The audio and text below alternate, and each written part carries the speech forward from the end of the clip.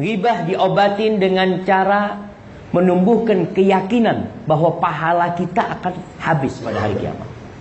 Tumbuhkan keyakinan. Kalau antum lagi riba nih, pahala antum diambil. Antum lagi ngomongin orang, tumbuhkan keyakinan, ya Allah, diambil pahalaku sama fulan. Maka antum akan berhenti. Tapi kalau itu tidak hadir di diri antum, antum akan ribain terus. Kemudian doa. Minta sama Allah Subhanahu wa taala agar Allah menyelamatkan kita dari sifat tercela ini, riba dan namimah. Kita belum bicara tentang namimah. Tapi minta sama Allah Subhanahu wa taala. Bayangkan Nabi alaihi salatu wasalam berdoa, mengajarkan sebuah doa dan beliau membacanya, Allahumma alhimni rusydi wa qini syarra nafsi. Ya Allah, berikan ilham kepada aku, petunjuk buat aku, dan selamatkan aku dari kejahatan jiwaku sendiri. Minta. Dan beliau kalau lagi ke masjid baca doa apa? Anak kasih hadiah. Doa berangkat ke masjid. Antum nih semua dari tadi berangkat ke masjid kan? Baca doa apa? Allahumma ij'al fi qalbi nura wa fi sam'i nura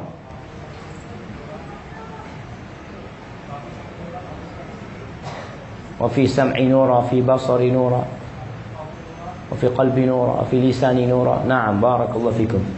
Paling enggak antum awalnya sudah hafal. Kita minta supaya dikasih cahaya di pandangan kita, di hati kita, di lisan kita. Masya Allah. Di depan kita, di belakang kita. Karena terus terang jemaah, kalau tanpa bantuan dari Allah, kata Allah, ma zaka minkum min ahadin abada. Kalau bukan karena Allah yang jaga kalian, tidak ada satu pun di antara kalian yang bisa menyucikan dirinya. Nggak ada yang bisa. Maka Allah katakan, fala tuzakku anfusakum. Kalian jangan sok suci dengan diri kalian. Allah yang membuat kalian suci. Maka di sini doa adalah jalan pintas. Jadi ketika antum melakukan riba atau sebelum melakukan riba, sebelum datang ke majelis minta, ya Allah, mudah-mudahan majelis ini bermanfaat, ya Allah. Mudah-mudahan aku tidak ngomongin orang. Mudah-mudahan terus kau minta sama Allah Subhanahu wa taala. Kemudian hindari tempat-tempat majelis yang kurang bermanfaat. Antum harus memilih teman duduk sudah. Karena antum tahu kalau anda duduk di tempat itu kayaknya ribain orang. Ya sudah, hindari. Karena terus terang ada orang yang sampai tua renta punya tempat majelis, tempat kumpul-kumpul. Sohibnya tetap dari muda sampai tua itu, yang kerjanya ngomongin orang. Dan dia tidak mau berubah. Ya kau kalau ingin taubat sama Allah, kau tinggalkan teman-teman, ganti dengan teman-teman yang baik. Karena as-sahibu sahib, teman itu menarik antum. Kalau temannya itu suka berbicara tentang urusan agama, dan ini kadang-kala juga masalahnya kita lagi ngomong masalah agama, adulah ganti topik lah. Topiknya kurang menarik. Kalau ngomong masalah mobil, Masya Allah, ada mobil yang baru, mobil kayak gini ya cocok nih anak kayak gini. Kalau akhirnya satu ngomong masalah agama lagi, aduh, topiknya terlalu berat. Kita tidak mau berbicara tentang masalah itulah aja. Maka antum hindarin tempat-tempat duduk yang membuat antum akhirnya melakukan riba. Baik, kemudian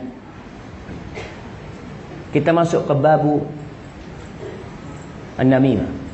Kita selesai udah dari riba. Antum insyaallah udah paham tentang bahaya riba, tentang sebab-sebab riba, tentang bagaimana mengobati riba. Sekarang tentang namimah. Rasulullah SAW mengatakan la yadkhul jannah namam. Tidak masuk surga orang yang mengadu domba. Tidak masuk surga. Ini ancaman. Dan Nabi mengatakan syarrun nas yaumal qiyamah, orang yang paling buruk pada hari kiamat dzul wajhain, orang yang punya dua muka, bermuka dua. Ya'ti ilan nas biwajhin wa ya'ti ilan nas biwajh. Dia datang ke fulan dengan wajahnya dia, dan dia datang dengan fulan dengan wajah dia. Artinya dia berusaha ngambil hatinya fulan, berusaha ngambil hatinya fulan, lalu dia adu domba dua orang itu. Ini orang yang paling buruk pada hari kiamat. Seharusnya dia diperintahkan memperbaiki dua hubungan orang yang rusak. Ternyata dia malah merusak dua hubungan orang yang baik.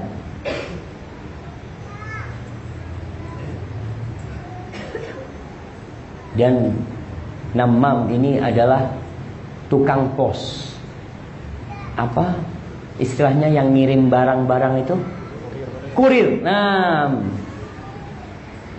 Namam ini adalah kurirnya syaitan untuk menuju neraka.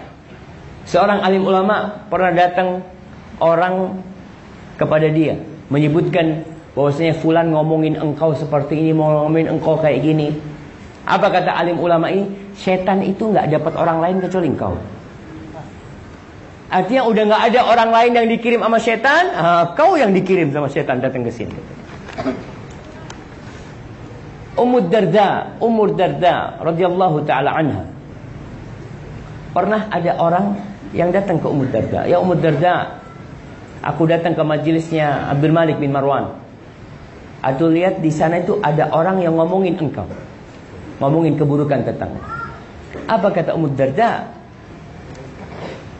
In nu'ayyar bima laysa fina atau in nu'ban bima laysa fina.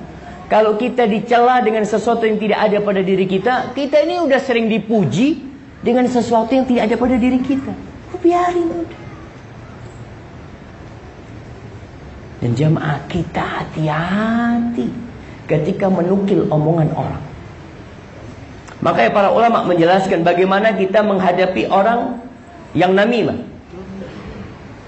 yang memindah omongan orang kepada kita. Apa yang harus kita lakukan? Apa kita percaya dengan omongan dia? Jangan. Yang pertama, kalau ada orang namam, orang memindah omongan kepada kita, antum jangan percaya sama dia. Iya Ustaz, anak nggak percaya Ustaz, anak akan cross check. Jangan cross check. Kalau antum cross check berarti percaya sama omongan dia. Umpamanya datang, afwan Ustaz, anak ini termasuk orang yang ngefans sama Ustaz. Anak cinta sama Ustaz. Syuf, anak tadi duduk di majelisnya fulan Ustaz. Orang itu ngomongin Ustaz. Apa yang anak katakan? Masya Allah, jazakallah khair, Allah barik fikum. Kau benar-benar orang yang setia. Masya Allah. Dosa kita kalau sudah percaya sama dia. Karena namam ini orang fasik. Allah mengatakan, ya ayyuhalladzina amanu in ja'akum fasiqun binaba'in fatabayyan. Kalau datang orang fasik kepada kalian, jangan kalian percaya. Kalian perlu tabayyun. Oh, berarti kita perlu tabayyun lah.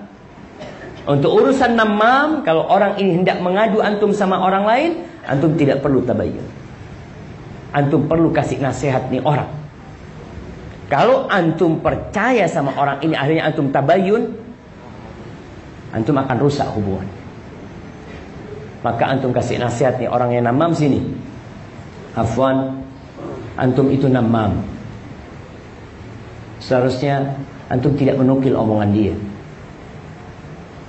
Antum paling tidak kasih nasihat. Tapi nggak masalah, anak akan datang ke fulan.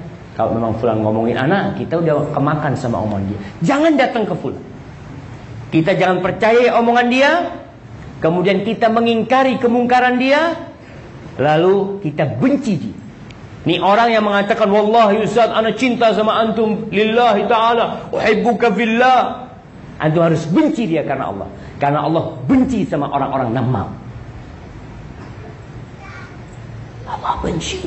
Bahkan Allah ancam, la yadkhul jannah. Dan namam ini termasuk perusak hubungan. Allah mengatakan, innallaha la yuhibbul mufsidin. Allah tidak suka dengan orang-orang yang merusak. Kemudian orang yang memindah omongan orang kepadamu, bisa jadi dia juga mindah omonganmu ke orang lain. Maka antum harus berhati-hati sama nih orang. Antum lihat, oh kayaknya anak harus jaga jarak sama fulan. Nah, kenapa? Dia sudah mindah omongan orang. Bisa jadi omongan antum direkam. Kadangkala datang, ini ingat jamaah, majelis khusus itu adalah majelis yang amanah. Jangan antum ngomong sama fulan direkam sama antum. Kemudian antum punya bahan, datang ke orang lain, fulan ngomongin antum. Enggak, anak nggak percaya, anak punya rekamannya. Tapi ingat, jangan ditebarkan kepada orang lain. Antum dapat orang kayak gini, oh, hadza rajulun mufsid. Ini orang perusak hubungan. Kemudian bagaimana sikap antum sama orang yang sudah diomongin? Antum husnudzan sama tuh orang. Antum husnudzan. Kita disuruh menghindari suudzan. Allah mengatakan, ya ayyuhalladzina amanu ijtanibu katsiran minadh-dhann inna ba'dadh-dhanni itsm wa la tajassasu. Awal rusaknya hubungan itu dari suudzan. Kemudian setelah suudzan kita akan tajassus. Kita umpamanya dengar fulan ini umpamanya jualan bakso. Fulan jualan bakso, kayaknya baksonya ini bakso celeng. Belum tahu celeng? Nah, bakso celeng. Anak akan kirim orang untuk meneliti. Ada apa antum kirim orang meneliti? Antum datang ke dia kalau mau dikasih nasihat. Tapi gara-gara suudzon antum sama dia, kalau tidak ada bukti, antum jangan mengatakan seperti itu. Karena antum akan tajassus, akan memata-matai gerakan dia. Lalu antum akan ribain dia. Yang terakhir antum akan namimah dia dengan orang lain atau dengan pedagang lain. Akhirnya hubungan ini jadi rusak. Maka antum husnudzan sama saudara antum, orang yang ribain itu. Pernah ada seorang datang kepada Umar bin Abdul Aziz rahimahullahu ta'ala. Dia mengatakan, ya Amirul Mukminin, ada fulan gak benar nih, ngomongin kayak gini tentang engkau. Apa kata Umar bin Abdul Aziz? In kunta sadiqan, kalau engkau benar, yang kau ucapkan ini benar, fa anta min ahli hadhil ayah, maka engkau termasuk dalam firman Allah, hammazin masya'in binamim. Orang yang suka mencela, yang suka jalan dengan namimah, engkau termasuk ayat itu.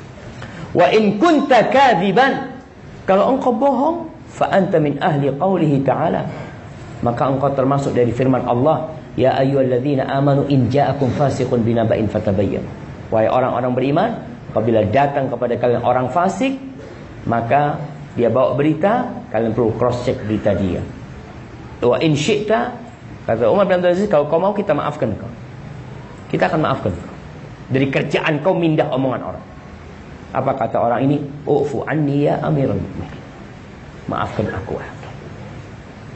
Jadi para jamaah, hati-hati tatkala kita berbicara, tatkala kita duduk, tatkala kita mendapati omongan orang. Dan ingat, kalau antum berbicara sama orang kemudian orang itu tolah-toleh, kadang-kadang ngobrol sama antum, dia nolak.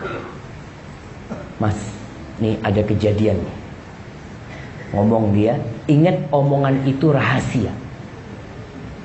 Orang itu ngomong, mas ini rahasia mas ya.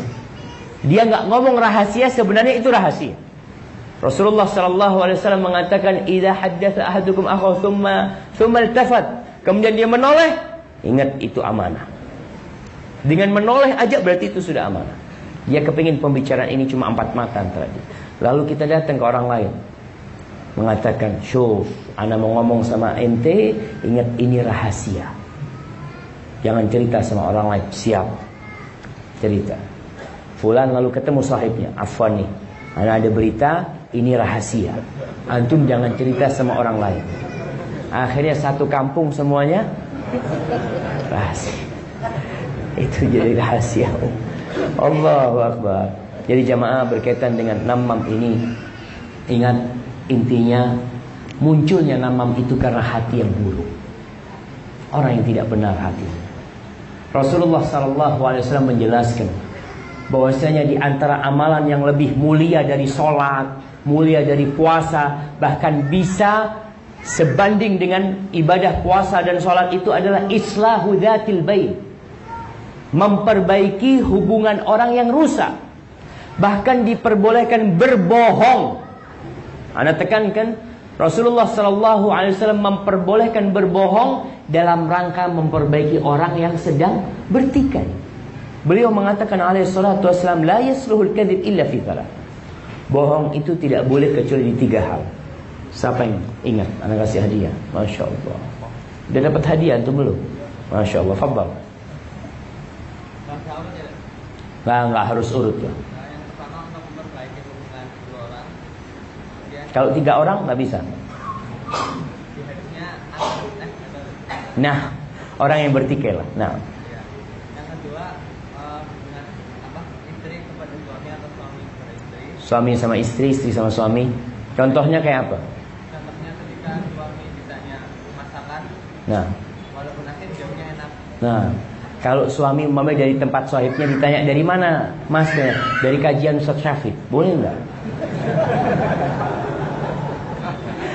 Supaya menyenangkan istrinya. Tahap yang ketiga. Yang ketika berlangsung untuk strategi perang. Iya, dalam peperangan, masya Allah, barakallahu fikum. Kirimkan ke belakang. Nah, baik, dalam rangka memperbaiki orang itu diperbolehkan kita berdusta.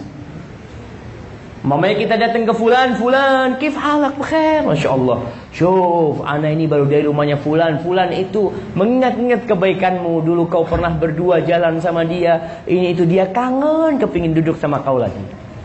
Benar kau ini. Bener lah, masa aku bohong? Ini bohong yang boleh ini. Akhirnya jadi nggak memperbaiki dia, nggak perlu antum ngomong. Antum mengatakan iya, antum kalau mau bukti kita berangkat ke fulan. Kalau antum mau bukti kita berangkat ke fulan. Baik, ana mau cari waktu ketemu fulan. Antum datang ke fulan.